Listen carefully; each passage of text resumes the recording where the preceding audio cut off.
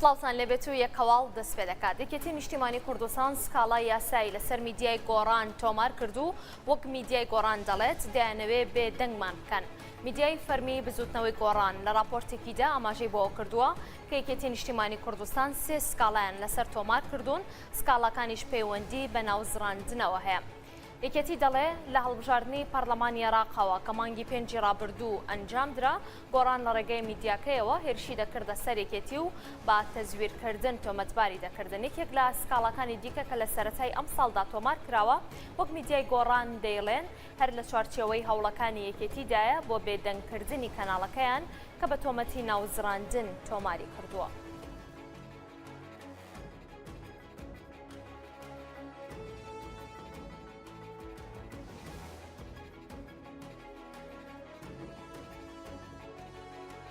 هەر دەربارەی سکاڵەکانی یەکێتی نیشتیمانی کوردستان لەسەر بزوتنەوەی گۆڕان و میدیای فەرمیەوە بزوتنەوەیە یەکێک لە سکاڵەکان لەلایەن بەڕێوەبەری ئاسایشی سلەیمانیەوە تۆمار کراوە. لە درێژەی راپۆرتەکەی میدیای فەرمی بزوتنەوەی گۆڕان داهاتووە سکاڵای دووەم لەلایەن بەڕێوەبەرایەتی ئاسایشی سلەیمانیەوە بە تۆمەتی ناوزڕاندن لەسەر کەناڵەکەیان تۆمار کراوە. بابەتەکەش بریتیە لەوەی کە بەڕێوەبەری ئاسایشی سلەیمانی فشاری خستۆتە سەر کارمەندانی ئاسایش بۆ دانانی لۆگۆی یەکێتی لەسەر ئەکاونتەکانیان لە تۆڕە کۆمەڵایەتیەکان. ئەمەش بەڕێوەبەرایەتیەکەی ناچار کردووە کە سکاڵای یاسایی لەسەر میدیای گۆڕان بە تۆمەتی ناوزڕاندن تۆمار بکات.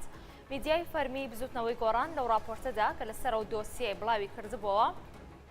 بە قوتەی خۆیان بەڵگەی پێویستی لەباری فشارەکانی بەڕێوەبەری یاسایش بۆ فشارخستنە سەر کارمەندانی ئەو دامەزراوەیە خستە بۆ ڕوو.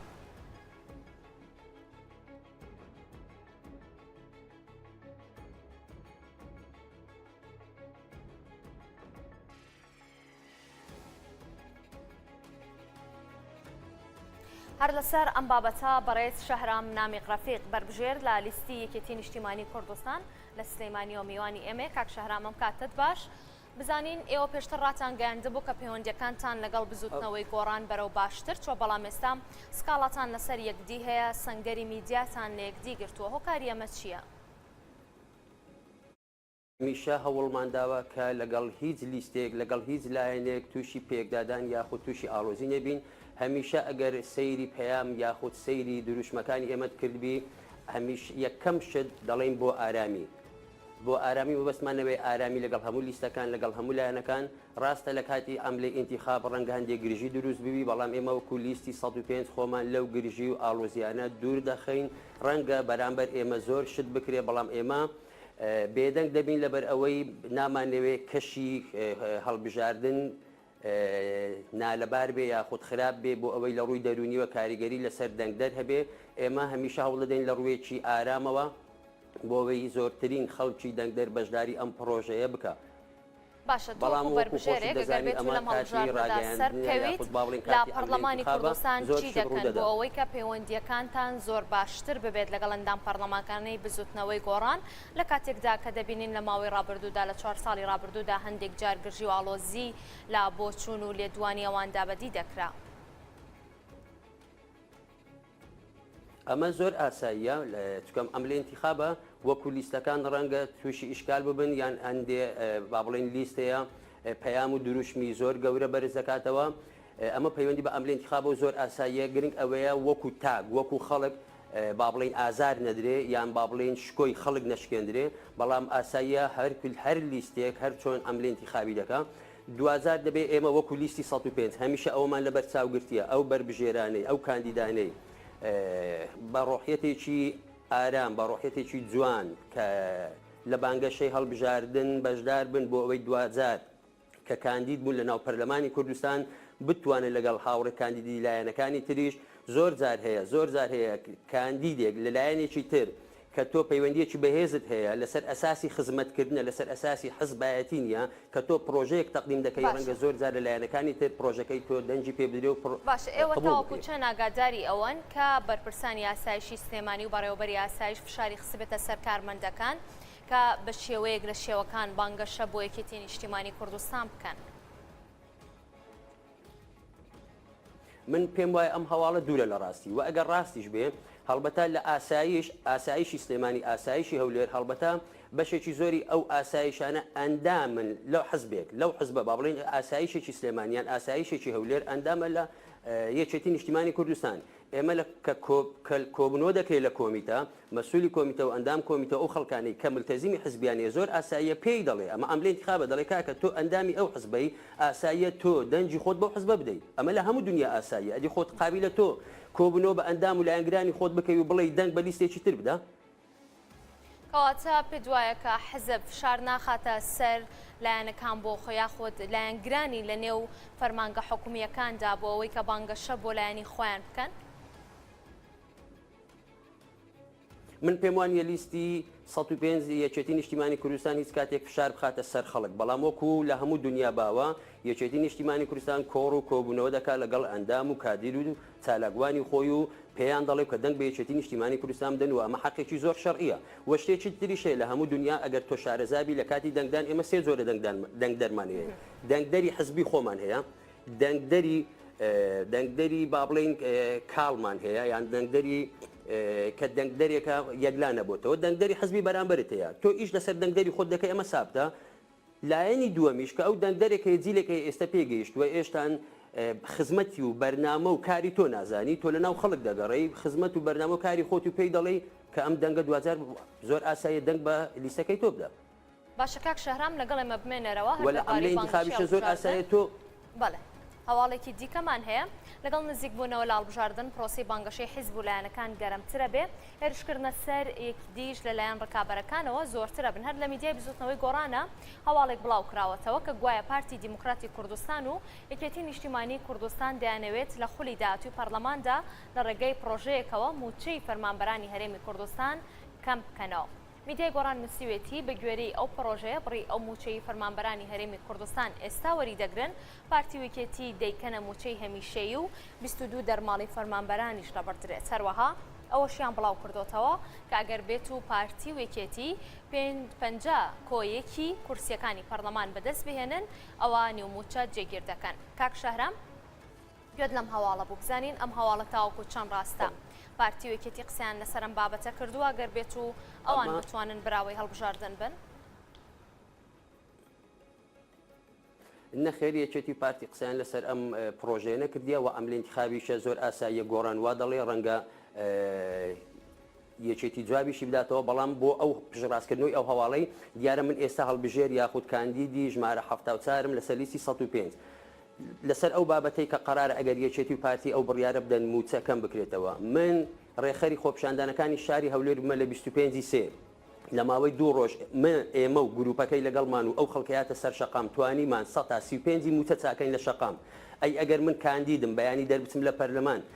هیچ کاتێک لە لیستەکەی خۆشم قبولی ناکەم کە بڕیارێک بدا لە بەرژەوەندی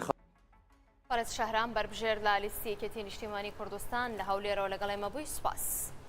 هەر دەربارەی هەواڵی کەمکردنەوەی موچە دڵشاد شەهاب ڕاوێژکاری سەرۆکی ئەنجومەنی وەزیران و ئەندامی مەکتەبی سیاسی پارتی دیموکراتی کوردستان لە میانی بەشداریکردنی لاوبوڵتنی تایبەت باڵبژاردننی تۆڕی میدیای ڕوودا و باسی لەوە کرد کە ئەستەمە لە میدیای گۆڕانەوە گوێبیستی هەواڵێکی خۆش بێت ڕاشی گەیاند کە کاتێک گوێبیستی ئەو هەواڵە بووە ڕۆژی 16 ئۆکتۆبەری بەبیر هاتۆتەوە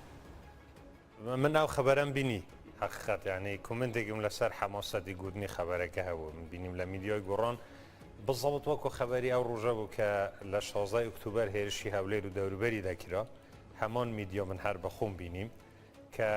دەیانگوت وەکو مژدەیەک وەکو خەبەرێکی زۆر دڵخۆشکەر هێزەکانی عێراقی یان حەشدی شەعبی گەیشتونەتە دەوروبەری هەولێر و وەگەیشتە قوشتەپە من بەلای من وە سەیرە یعنی پێکهاتەیەکی ئەم وڵاتە حزبێکی سیاسی هەواڵی ناخۆش ئەم جورە حەماسەتەی بوو دروست بکات و ئەوەندە بە دڵخۆشیەوە ینی هیچ دوودڵ نیم لەوەی کەەوە بڵێم یەک خەبەری خۆشیش لە میدیۆی گۆڕانەوە لە سەرەتای دروستبوونی تا ئێستا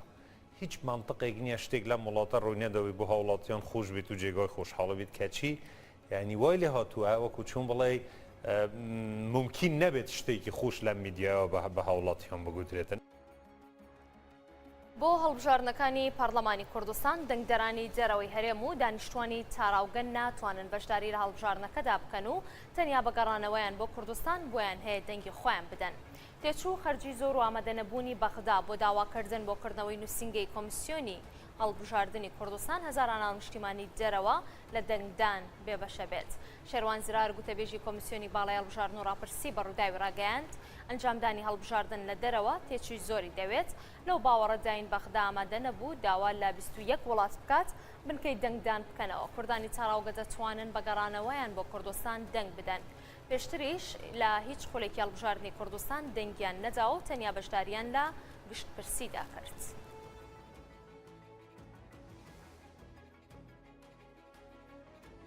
لیست و قوارەکانی بەشدار لە هەڵبژاردننی خولی پێنجەمی پەرلەمانی کوردستان زیاتر لە 30 ملیارد دیناریان لە بانگەشە و هەڵواسینی پۆستەر خەرج کردووە. هەرچەندە لیست و قوارەکان باڕێژی جیاواز پارەیان داوەتە بەربژێران بۆ بانگەشە، بەڵام بەشێکیان زیاتر لەو پارەیەش خەرج دەکەن کە حیزبەکانیان دەیاندەنێ. گۆڕان و لایەنی دیکە خەرجی بانگەشەیان کەم کردوێتەوە. زۆربەی حیزبەکانیش شێوازی بانگەشەیان گۆڕیوە. ڕۆژێکە بانگشەی هەڵبژاردن دەستی پێکردووە، بەڵام بەراورد بە بانگشەی هەڵبژاردننی پێشوو شەقامەکان کەمتر تابلۆ هەروەها ڕێکلامی لیست و خاوارەکانی تردا دەبیندرێت. ئەمە ژۆکارە سەرچێکی بەپێی بە دوواداچوونەیە کە ئێمە کردومانە و قسەمان لەگەڵ زۆربەی کاندیدی لیست و خاوارەکان کردووە. هەمووان ئاماژە بەوە دەدەن کە حیزبەکانیان خەرجی بانگشەی هەڵبژاردنیان کەمتر کردوێتەوە. ئەنی کۆی پرۆسەکە ئەنی ئەو پارەی ئەو بودجێکە بەپێی بە دوواداچوونەکەی ئێمە کە خەرج دەکرێت لە بانگشەی ئەم جارە 30 ملیار و 15 ملیۆن دینارە، کامە بەراورد بە هەڵبژاردننی پێشوو بەراورد بە بانگشەی هەڵبژاردننی پێشوو خەرجەکە زۆر کەمترە. ئەگەر بە کاندید قسە بکەین کە ئەنی هەر کاندیدێک هەیە 150 هەیە 175 خەرجەکەی کەم کراوەتەوە. کاندید هەیە تاوەکو ئێستا لیستەکەی یاخود حەزبەکەی پارەی پێ نەداوە لە سەرجیفانی خۆی بەشێک لە تابلۆ هەروە فلێکسی چاپ کردووە لە شوێنە گشتەکان هەڵی واسیوە. بەڵام پلانی زۆربەی کاندیدان ئەمجارە ئەوەیە کە کۆڵان بە کۆڵان ماڵ بە ماڵ دەگەڕێن بۆی کە دەنجی دەنگدەران بەدەست بێنن. زیاتر ئەمە پلانی تازەی زۆری لیست و خەوارەکانە. ئەگەر باسی خەرجی یان جیاوازی نێوان خەرجی لیست و خەوارەکان بکەین بەپێی بە دوواداچوونەکەی ئێمە بەپێی لە دوانی یەکێک لە کاندیدانی لیستی پارتی دیموکراتی کوردستان زۆرترین خەرجی ئەوانە، یعنی زۆرترین پارەوان دەدەن بە کاندیدەکانیان کە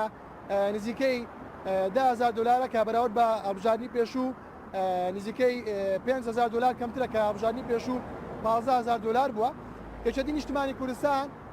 پێشتر 15 ملیۆن دیناری داوە بە کاندیدەکانی، بەڵام ئەم جارە 10 ملیۆنە پێدا بە 2 قست. هەروەها بزوتنەوەی گۆران لە کۆی پرۆسەکە بەگشتی 500 ملیۆن دینار خەرج دەکەن کە ئەمە بەراورد بە هەڵبژاردننی پێشوو سەیەکی ئەو خەرجەیەکە لە بانگشە هەڵبژاردننی پێشوو کردویانە. حیزب ئیسلامیەکان خەرجێکی هێزگار کەم دەکەن، ئەوان لەسەر قسەی خۆیان کە بۆ ئێمە قسەیان کردووە ئاماژە بۆ دەن کە ئەوان ئەم جارە پلانی 100% ئەوەیە کە لە دەرگای ماڵان دەدەن دەرگا بە دەرگا بۆی کە بە ڕاستەخۆ ئەو خواست و ویستەیە کە نیشتیمانیان دانوێت ئەوان لیان وەرگرن و دواتر لە پەرلەمان ئەگەر چوونە پەرلەمان پەیڕەوی بکەن. یەک هەواڵمان پێشکەشکردن شاد و بەختەوەڕبن.